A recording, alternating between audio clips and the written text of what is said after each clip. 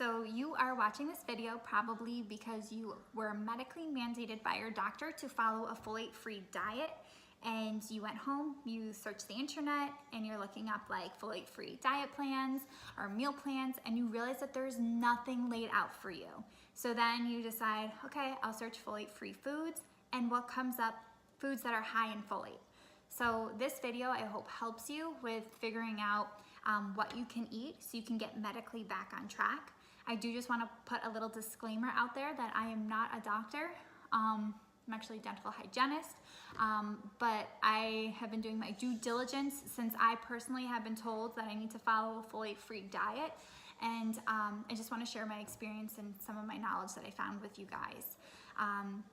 So I think the first place that we should start off with is what is folate. So folate is also known as folic acid or vitamin B9, and it is a water-soluble substance that converts your carbohydrates into glucose, which then your body uses into energy. And foods that are high in folate are your green leafy vegetables, so your broccoli, your kale, your spinach.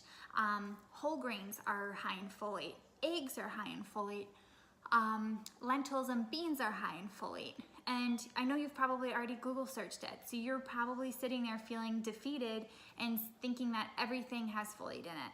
And I have to tell you, this diet is so limiting, and there's very few food sources that have low folate. So in order to get your low folate diet, we kind of have to go to the other end of the food spectrum, and we have to look at our unhealthy foods. So processed foods. You can have processed foods, you can have baked goods. You just want to make sure that if you're buying the already pre-made baked goods, that it does not say that it's made with whole grains. If you're using like a white flour, or if it's made with like a white flour, typically the folate is lost. So when the foods are heated to the high temperature, it loses that nutrition value of the folate. And so you can have baked goods. You can have Jell-O, you can have anything gelatin. So you can have Jell-O, and since you're eating pretty shitty, I recommend having like sugar-free Jell-O instead of regular Jell-O. For myself, I buy the pre-made Jell-O, sugar-free Jell-O packs. I also do the sugar-free puddings. You can have gummies, whether it's sugar or sugar-free. Just be careful of your teeth since I am a dental hygienist. And then you can have high protein sources. So I wanted to share with you guys my dinner that I made tonight. Here is one of the meals.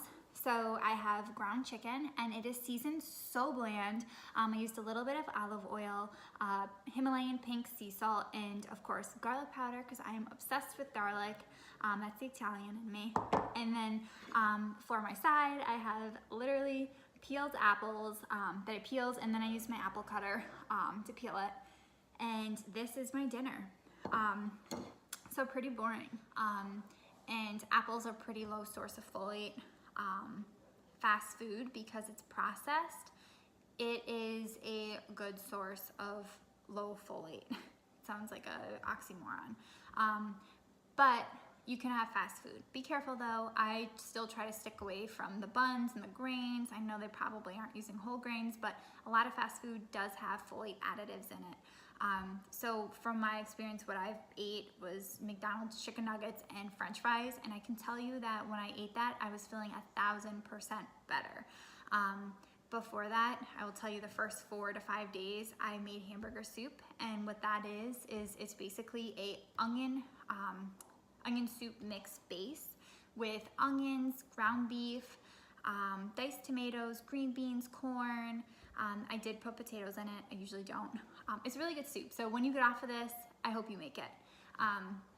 So I ate that, and I can tell you that it did not sit well for me. I had severe cramping, and I know I'm being dramatic, but it was severe. And if you're watching this, you're probably already having severe cramping.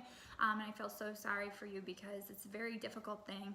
And I was eating my almonds, I was eating dried apricots because I wanted it to help me, and just stay the heck away from all of that, because the minute that I started eating the McDonald's, it was like life was a walk in the park. It was a breeze, no severe cramping. I had some, just so you're aware, there was still like very slight to moderate cramping, but it was nothing like what I was having.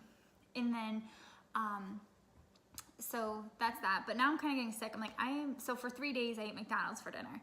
And I'm just like, my body's probably freaking the heck out because I just got done following a 12-week fitness program where I had to eat 6 meals a day that were high protein, low carb, and with my vegetables in it.